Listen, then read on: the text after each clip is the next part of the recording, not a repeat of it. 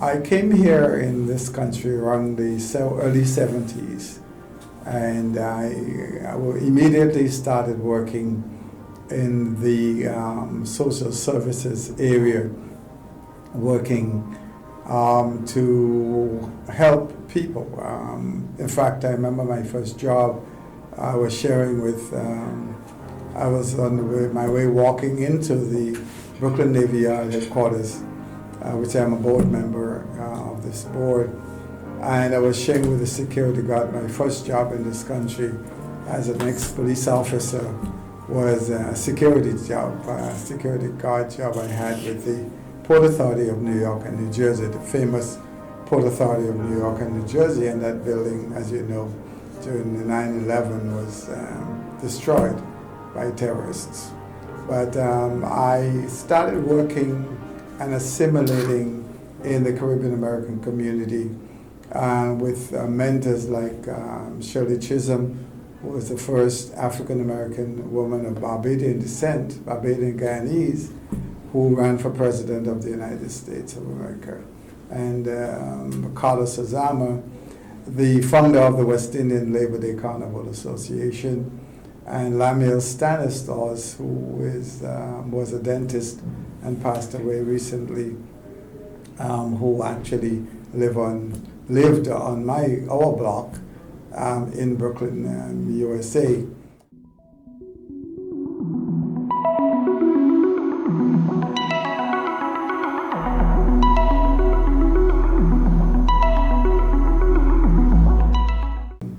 Came from humble beginnings back home in Grenada, where I was born, and was able to go as Ambassador Lake, mentioned through the Virgin Islands, both U.S. and British Virgin Islands, and then worked my way through many other islands in the Caribbean, including St. Kitts and Nevis. But I found it very interesting when I came into this country in the early 70s that there were some things lacking, or not saying missing, but things that needed to be improved to bring the Caribbean American community together. But first of all, I started working with the Grenadian community here in New York. I wanted something more because I found myself living with African Americans, other Caribbean Americans, and also including Grenadians.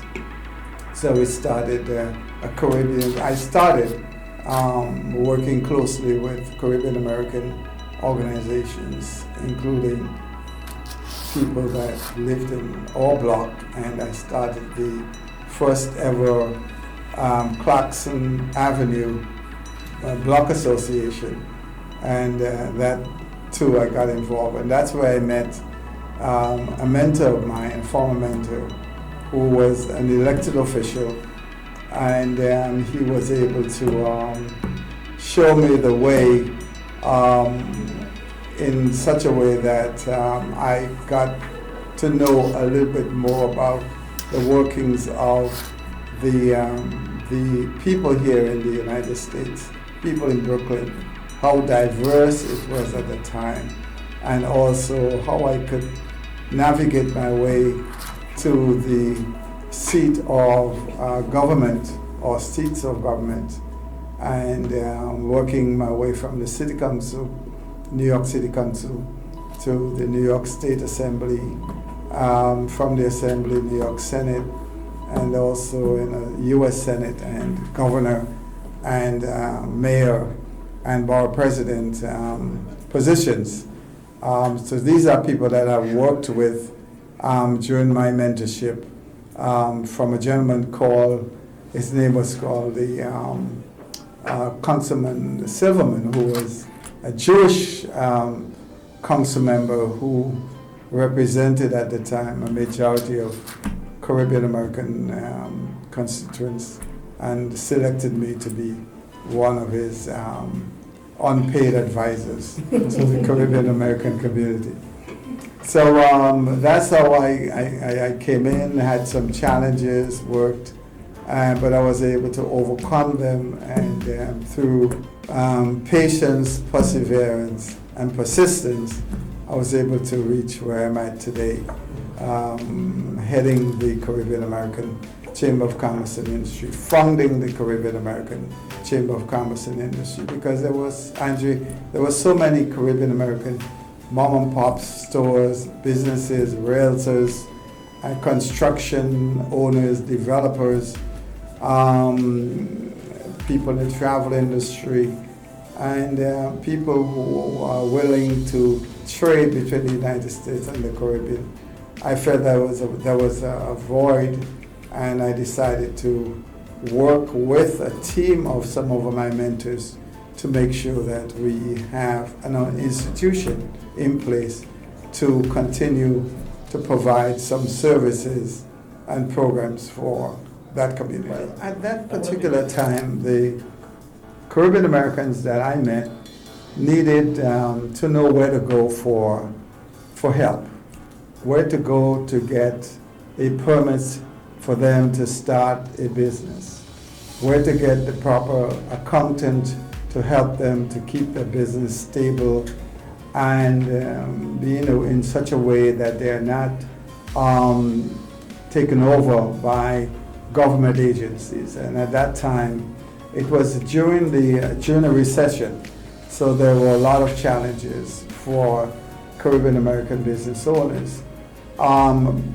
We thought at that time, my wife and I thought at that time, because I was so involved, that we would start a business and call it at your beck and call. So whenever I talk, and I talk about the Caribbean American Chamber of Commerce and Industry, I think about what Alexander Hamilton was able to do, and to pave the way for us here, all of us who are sitting in this beautiful boardroom, to be in a place where we can continue his work, because Alexander Hamilton, I think, founded the first Chamber of Commerce in Wall Street area. There's a building named after him. And he founded the Bank of New York, and that building is right opposite his burial site at the famous Trinity Church in Wall Street. So Alexander made a name for himself for Caribbean Americans, just like Shirley Chisholm and many others. And I usually look back and study their legacy and think of the contribution that we can make, or we could have make at that time for our people. And after a lot of negotiations with some of my friends and our mentors, we all came together and agreed on starting the Caribbean American Chamber of Commerce and Industry. We started the organization in 1985, August 15th of 1985, to provide that type of assistance.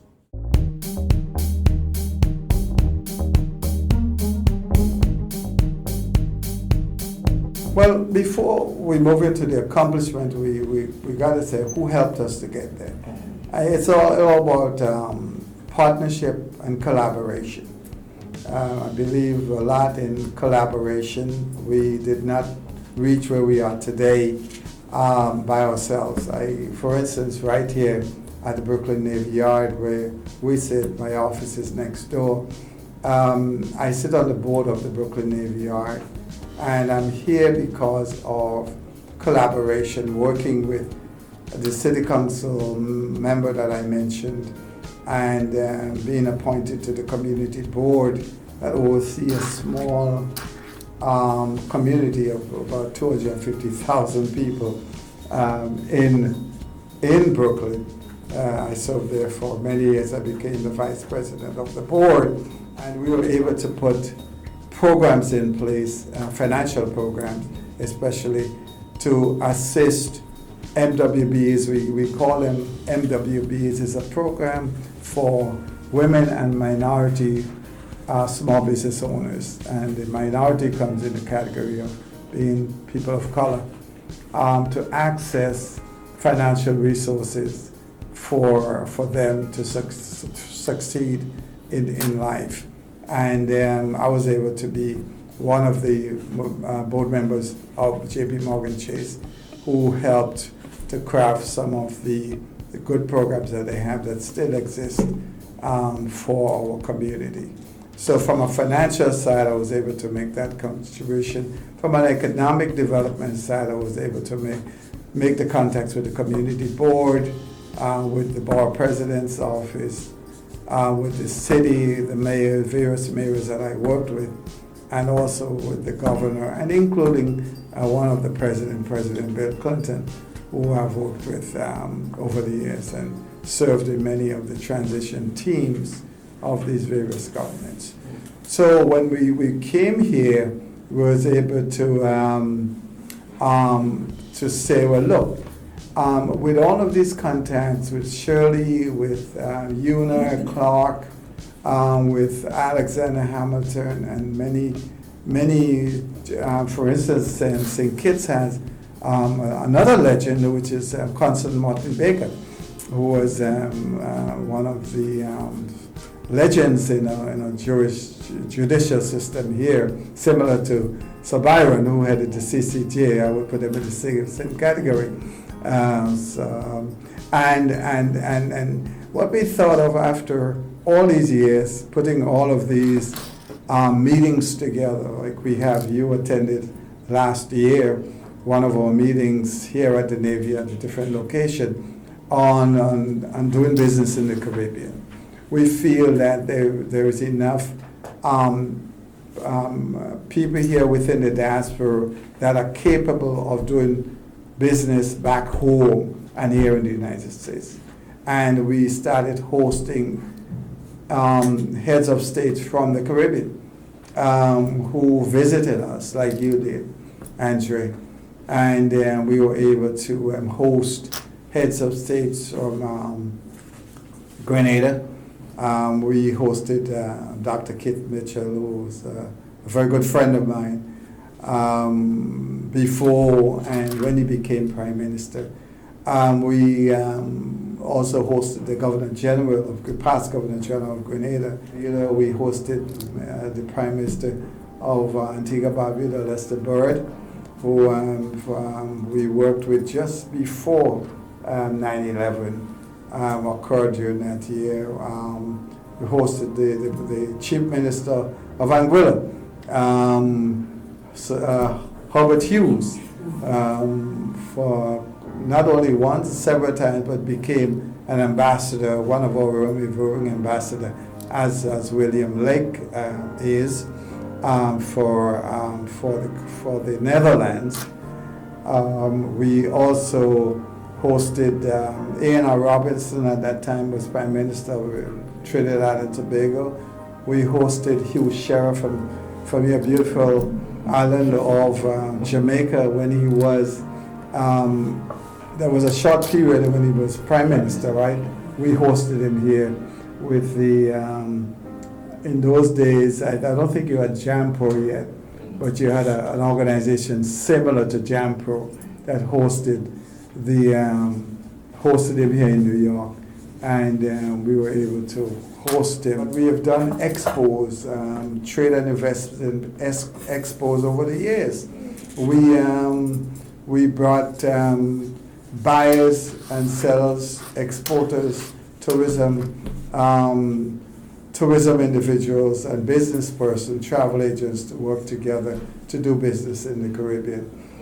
We also hosted Sir Paul Schoon, a famous gentleman who, during the revolutionary period, was able to, and instrumental in that whole transition process, setting up a new government for the new system in Grenada.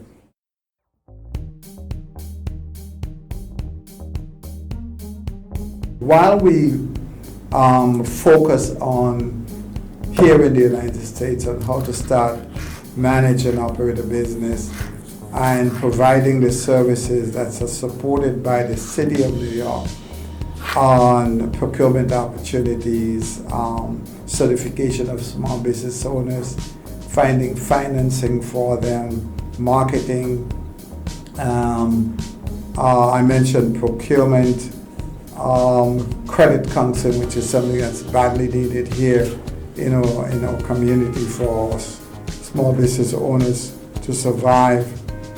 We thought of incorporating these same modules on a different tier, from how to start to for the members who have moved on and are much more stable. For instance, we have Golden Quest franchise, who was a member of the Caribbean American Chamber of Commerce and Industry, and we feel that he was worthy at the time to be a board member of the chamber, and he's also a member of Cacci. We have real estate developers who are actually members of Cacci. I can't mention their names, but one is involved with us in working with us on the development of our new site that's going to be a trade center site, so that we can promote trade, investment, and tourism in our facility. And the opening of the facility will be in 2021. It's going to be a fee-for-service facility where we are providing opportunities and providing forum for people who are looking to come here to the United States, looking for exporters, importers. We are willing to continue a relationship with the Caribbean Export Association based in Barbados. We're looking at an expo on trade, tourism, and investment opportunities for the Caribbean that's going to be held here at the Brooklyn Navy Yard. So that's news. We're also looking at strengthening the relationship with Caribbean Tourism Organization so that we be able to work with CTO to focus more or less on the diaspora tourism. We're also working on a major plan with the state comptroller on an investment fund for the Caribbean. We are looking at industries that the state can say, look, you have X amount of industries that we are interested in, and we are interested in exploring an investment opportunity with your investment team in the region.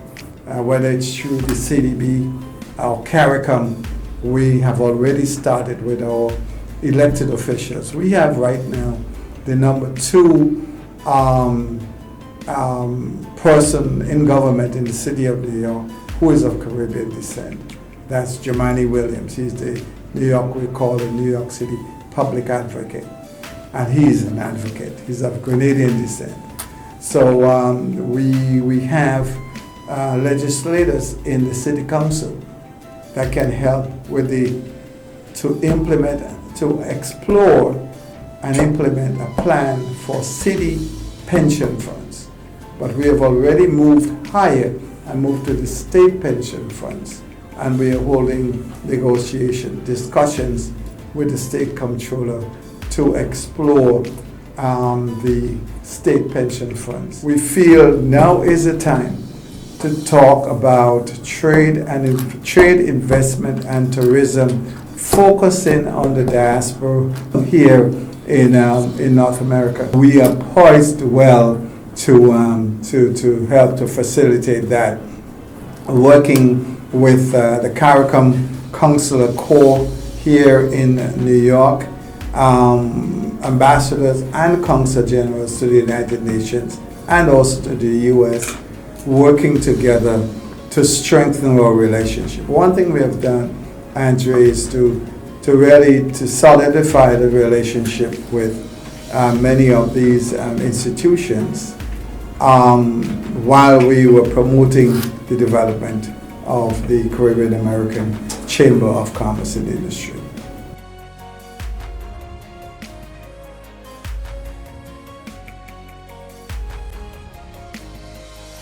Coming to you from the Brooklyn Navy Yard in New York, I'm Andre Huey for SKN Newsline.